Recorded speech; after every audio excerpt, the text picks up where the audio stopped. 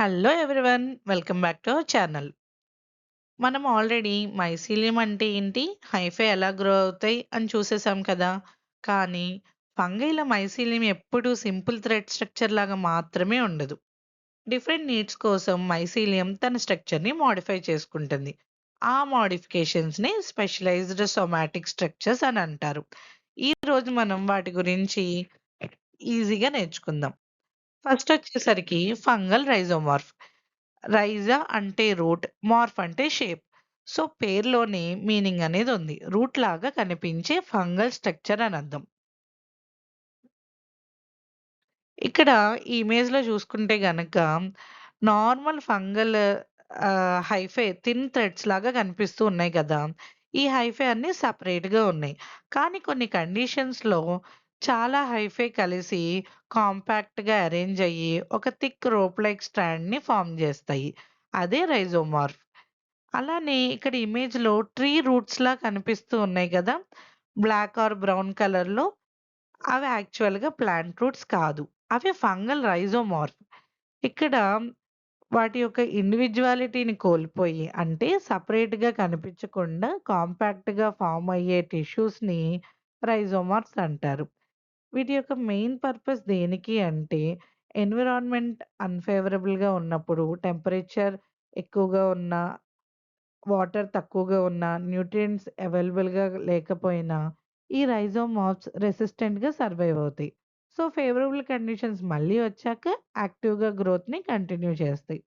అలానే ఇక్కడ మాగ్నిఫైడ్ ఇమేజ్‌ని మనం చూస్తే గనక, ఆ టిప్ అనేది రైజోమార్ఫ్ యొక్క టిప్ అనేది ప్లాంట్ రూట్ యొక్క టిప్ లాగా కనిపిస్తుంది. అందుకే దీనికి రైజోమార్ఫ్ అనే పేరనేది వచ్చింది. ఎగ్జాంపుల్ వచ్చేసరికి ఆర్మిల్లేరియల్లా మెల్లియా. సో, ఈజీగా గుర్తుంచుకోవాలి అంటే రైజోమార్ఫ్ అంటే ఫంగల్ రూట్ లైక్ టిప్ అని అర్థం. సో, ఇది సర్వైవల్‌కి, స్ప్రెడ్‌కి పనికొస్తది. నెక్స్ట్ వచ్చేసరికి స్క్లీరోషియం. ఇక్కడ స్క్లీరాన్ అంటే హార్డ్ అని అర్థం. సో, స్క్లీరోషియం అంటే సింపుల్‌గా హార్డ్ ఫంగల్ రెస్టింగ్ బాడీ అని అర్థం. అలానే ముందు ఇండివిడ్యువల్‌గా ఉన్న హైఫే అనేది దాని యొక్క ఇండివిడ్యువాలిటీని కోల్పోయి, ఒక హార్డ్ రెస్టింగ్ బాడీని ఫార్మ్ జేస్తది. ఇక్కడ ఇందులో ఈ హార్డ్ రెస్టింగ్ బాడీలో హైఫై అనేవి డెన్స్‌గా అగ్రిగేట్ అయ్యి ఉన్నాయి.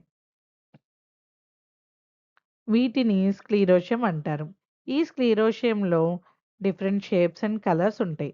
డార్క్ బ్రౌన్ లేదా బ్లాక్ కలర్‌లో ఉంటది. రౌండ్‌గా మస్టర్డ్ సీడ్ లాంటి షేప్‌లో ఉండొచ్చు. లేకపోతే సిలిండ్రికల్ ఆర్ ఎలాంగేటెడ్ షేప్‌లో ఉండొచ్చు. రైజోక్టేనియాలో స్క్లీరోషియం అనేది రౌండ్ మస్టర్డ్ సీడ్స్‌లా ఉంటే, క్లావిసెప్స్ పర్పురియాలో ఎలాంగేటెడ్ షేప్‌లో ఉంటాయన్నమాట. ఇవి కూడా అన్‌ఫేవరబుల్ కండిషన్స్‌ని తట్టుకొని ఉండటం కోసం, అలానే డార్మెంట్ పీరియడ్ అప్పుడు అన్‌ఫేవరబుల్ కండిషన్స్‌లో డార్మెంట్‌గా ఉండటం కోసం. ఎప్పుడైతే ఫేవరబుల్ కండిషన్స్ అనేవి రిటర్న్ అవుతాయో, అప్పుడు మళ్ళీ జెర్మినేషన్ అనేది కంటిన్యూ అవుతది. నెక్స్ట్ వచ్చేసరికి నెక్స్ట్ స్ట్రక్చర్ స్ట్రోమా. స్ట్రోమా అంటే మ్యాట్రెస్ అని అర్థం. సో, కుషన్ లాగా లేదా మ్యాట్రెస్ లాంటి ప్లాట్‌ఫార్మ్‌ని ప్రిపేర్ చేసుకుంటుంది. చాలా హైఫై అనేది దాని కాంపాక్ట్ కుషన్ లాగా స్ట్రక్చర్‌ని ఫార్మ్ చేస్తూ ఉంటాయి. దానినే స్ట్రోమా అంటారు. బట్ స్ట్రోమా మెయిన్ స్పెషాలిటీ ఏంటి అంటే, దాని పైన లేదా దాని లోపల రిప్రొడక్టివ్ స్ట్రక్చర్స్ అనేవి ఫార్మ్ అవుతాయి. అంటే స్పోర్స్, స్పోరోఫోర్స్, ఫ్రూటింగ్ బాడీస్ స్ట్రోమా పైన లేదా లోపల డెవలప్ అవుతాయి. సో, సింపుల్‌గా స్ట్రోమా అంటే ఫంగల్ రిప్రొడక్టివ్ స్ట్రక్చర్‌కి సపోర్ట్ చేసే ఒక కుషన్ అని చెప్పొచ్చనమాట. ఫస్టొచ్చేసరికి సబ్‌స్టోమాటల్ స్ట్రోమా. ఇ ఇమేజ్‌లో లీఫ్ యొక్క క్రాస్ సెక్షన్ మనకి కనిపిస్తుంది గదా. లీఫ్ సర్ఫేస్ యొక్క పైన ఎపిడర్మిస్ ఉంటుంది. ఎపిడర్మిస్‌లో స్టోమా అంటే స్మాల్ ఓపెనింగ్ అనేది ఒకటుంటుంది. ఆ స్టోమా కింద అంటే సబ్‌స్టోమాటల్ రీజియన్‌లో ఫంగల్ హైఫే అన్నీ కలిసి ఒక కుషన్ లాంటి మాస్‌ని ఫార్మ్ చేస్తాయి. అదే సబ్‌స్టోమాటల్ స్ట్రోమా. నెక్స్ట్ ఏం జరుగుతుంది? ఈ స్ట్రోమా నుంచి స్పోరోఫోర్స్ లేదా కొనిడియోఫోర్స్ అప్‌వర్డ్‌గా గ్రో అవుతాయన్నమాట. అవి స్టొమాటల్ ఓపెనింగ్ ద్వారా బయటికి ఎమర్జ్ అవుతాయి.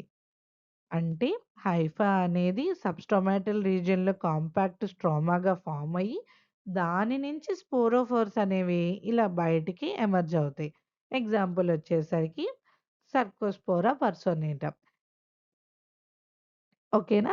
నెక్స్ట్‌ది వచ్చేసరికి పెరిథీషియల్ స్ట్రోమా. ఈ పెరిథీషియల్ స్ట్రోమాలో ఔటర్ రీజియన్‌లో అంటే పెరిఫెరీలో small flask shaped reproductive structures అనేవి ఎంబెడ్ అయి ఉంటాయి. వాటిని పెరిథీషియా అంటారు. ఈ పెరిథీషియల్ స్ట్రోమా పెరిఫెరీలో ఎంబెడెడ్‌గా ఉంటే దాన్ని పెరిథీషియల్ స్ట్రోమా అని అంటారు. ఈ ఇక్కడ ఇదొక పెరిథీషియం అయితే ఇది ఇంకో పెరిథీషియం. ఇలా ఈ పెరిథీషియం అన్నీ పెరిఫెరీలో ఎంబెడెడ్ అయ్యున్నాయి. అయితే వీటికి ఇండివిడ్యువల్‌గా ఒక్కొక్క ఓపెనింగ్ ఉంది చూసారా? వాటిని ఆస్టియోల్స్ అంటారు ఆ ఓపెనింగ్స్‌ని. ఎగ్జాంపుల్ వచ్చేసరికి క్లావిసెప్స్, జైలేరియా ఇలాంటివన్నీ. ఓకేనా? నెక్స్ట్ వచ్చేసరికి హాస్టోరియం.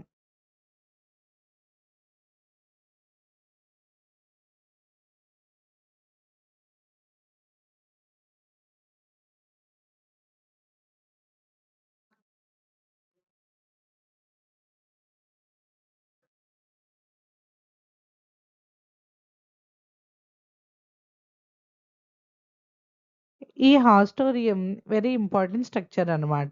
పేరు బట్టి ఫంక్షన్ ఈజీగా రిమెంబర్ చేయొచ్చు.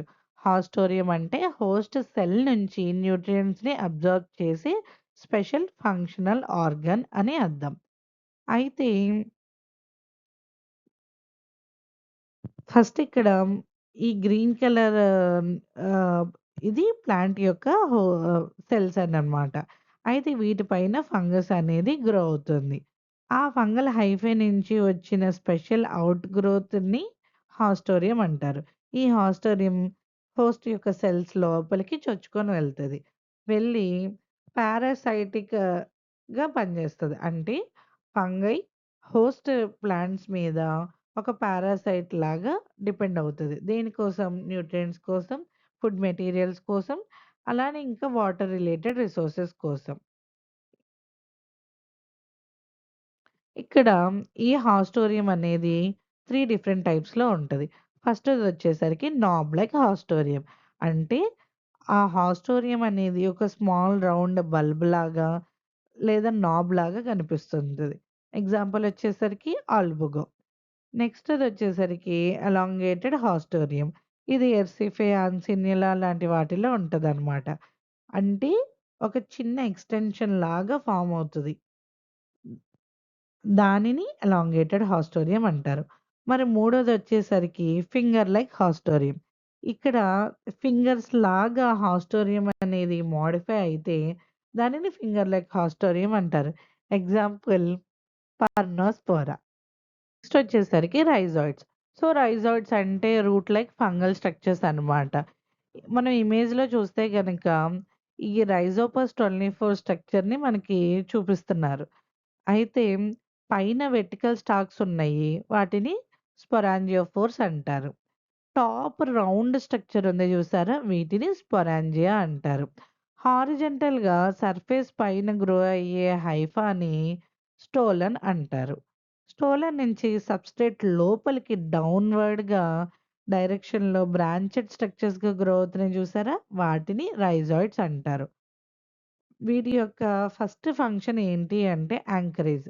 రైజాయిడ్స్ అనేవి సబ్‌స్ట్రేట్ లోపలికి పెనెట్రేట్ అయ్యి ఫంగస్‌ని సర్ఫేస్‌కి ఫర్మ్‌లీ అటాచ్ చేస్తాయన్నమాట. అంటే ప్లాంట్ రూట్స్ ప్లాంట్‌ని సాయిల్‌లో హోల్డ్ చేసినట్టు రైజాయిడ్స్ ఫంగస్‌ని సబ్‌స్ట్రేట్‌కి యాంకర్ చేస్తాయి.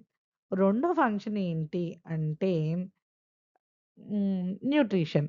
రైజాయిడ్ సబ్‌స్ట్రేట్‌తో క్లోజ్ కాంటాక్ట్‌తో ఎస్టాబ్లిష్ చేసి న్యూట్రియంట్స్‌ని అబ్టైన్ చేయటానికి హెల్ప్ చేస్తది. సో, ఈ 2 ఫంక్షన్స్ గుర్తుపెట్టుకోవాలి. Anchorage plus absorption. ఓకేనా? రైజాయిడ్స్ ప్లాంట్ యొక్క ట్రూ రూట్స్ కాదు. ఇది ఇంపార్టెంట్ పాయింట్. అవి ఫంగల్ హైఫే యొక్క modified root like branched structures అనమాట. ఎగ్జాంపుల్ వచ్చేసరికి రైజోపస్ స్టోలనిఫర్. బ్రెడ్ మౌల్డ్‌లో కా బ్రెడ్ మౌల్డ్‌లో కామన్‌గా చూసే ఫంగస్ ఇది.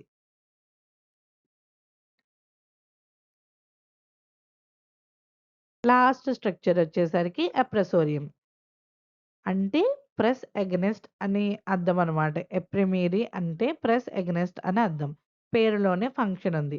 అప్రెసోరియం ఫంగస్‌ని హోస్ట్ సర్ఫేస్ మీద స్ట్రాంగ్‌గా అటాచ్ చేసి పెనట్రేషన్‌కి హెల్ప్ చేస్తుంది. మనం ఈ ఇమేజ్‌లో చూస్తే గనక ప్రాసెస్ అంతా లైన్‌లో డిపిక్ట్ చేసి ఉంది. ఫస్ట్ వచ్చేసరికి స్పోర్ యొక్క జెర్మినేషన్. ఫస్ట్ యొక్క fungal spore host leaf surface మీద ల్యాండ్ అవుతది. సూటబుల్ మాయిశ్చర్, టెంపరేచర్ ఉంటే స్పోర్ అనేది జెర్మినేట్ అవుతుంది. స్పోర్ నుంచి స్మాల్ ట్యూబ్ అనేది బయటికి జెర్మినేట్ అవుతుంది. దానిని జెర్మ్ ట్యూబ్ అంటారు. ముందు స్పోర్ వచ్చిద్ది. స్పోర్ తర్వాత జెర్మ్ ట్యూబ్ అనేది వస్తది. తర్వాత ఎప్రసోరియం ఫార్మేషన్. జెర్మ్ ట్యూబ్ యొక్క టిప్ అనేది హోస్ట్ సర్ఫేస్‌ని రీచ్ అయ్యాక టిప్ నార్మల్ థిన్ షేప్‌లో ఉండకుండా స్వెల్లెన్ అండ్ ఫ్లాటెన్డ్‌గా అవుతుంది. ఈ ఫ్లాటెన్డ్ స్ట్రక్చర్‌ని అప్రెసోరియం అంటారు. సో, సింపుల్‌గా జెర్మ్ ట్యూబ్ ఫ్లాటెన్ అయ్యి అప్రెసోరియంని ఫార్మ్ చేస్తుంది. థర్డ్ స్టెప్ వచ్చేసరికి అటాచ్‌మెంట్. అప్రెసోరియం హోస్ట్ యొక్క ఎపిడర్మిస్ మీద ఫర్మ్‌గా అటాచ్ అయ్యి ప్రెస్ చేస్తున్నట్టుగా కనిపిస్తదనమాట. సో, ఈ అప్రెసోరియంని ప్రెస్సింగ్ ఆర్గాన్ అంటారు. ఫోర్త్ స్టెప్ వచ్చేసరికి ఇన్ఫెక్షన్ పెగ్ యొక్క ఫార్మేషన్. అప్రెసోరియం బాటమ్ నుంచి చాలా థిన్ మైన్యూట్ ప్రొజెక్షన్ అనేది ఫార్మ్ అవుతుంది. దానిని ఇన్ఫెక్షన్ పెగ్ అంటారు.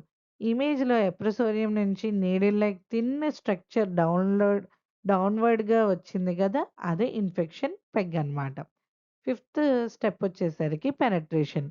ఇన్ఫెక్షన్ పెగ్ అనేది హోస్ట్ ఎపిడర్మిస్ లోపలికి ఎంటర్ అయ్యి ఇన్ఫెక్షన్‌ని ఎస్టాబ్లిష్ చేస్తుంది. సో, కంప్లీట్ సీక్వెన్స్ ఏంటి అంటే ముందు స్పోర్ అనేది జెర్మ్ ట్యూబ్‌ని ఫార్మ్ చేసుకొని తర్వాత అప్రెసోరియంని ఫార్మ్ చేస్తది. దాని నుంచి ఇన్ఫెక్షన్ పెగ్ అనేదొచ్చి అది హోస్ట్ లోపలికి పెనట్రేట్ అయ్యి ఇన్ఫెక్షన్‌ని కాజ్ చేస్తది. ఎగ్జాంపుల్ వచ్చేసరికి పక్సీనియా, కొలెటోట్రైకమ్, ఎరిసిఫే ఇవన్నీ అన్నమాట.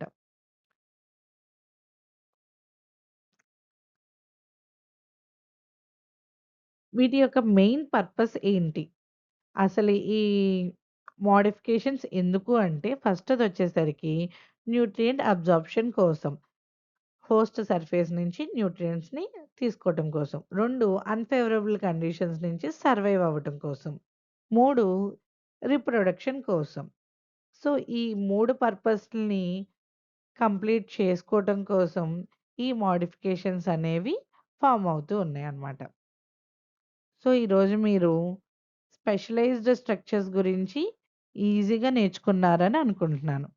నెక్స్ట్ మీకు ఏం టాపిక్ నేర్చుకోవాలనుకుంటున్నారో దాన్ని కామెంట్స్‌లో మెన్షన్ చేయండి.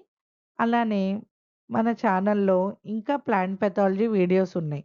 వాటిని కూడా చూసి ప్లాంట్ పెథాలజీని ఈజీగా నేర్చుకోండి.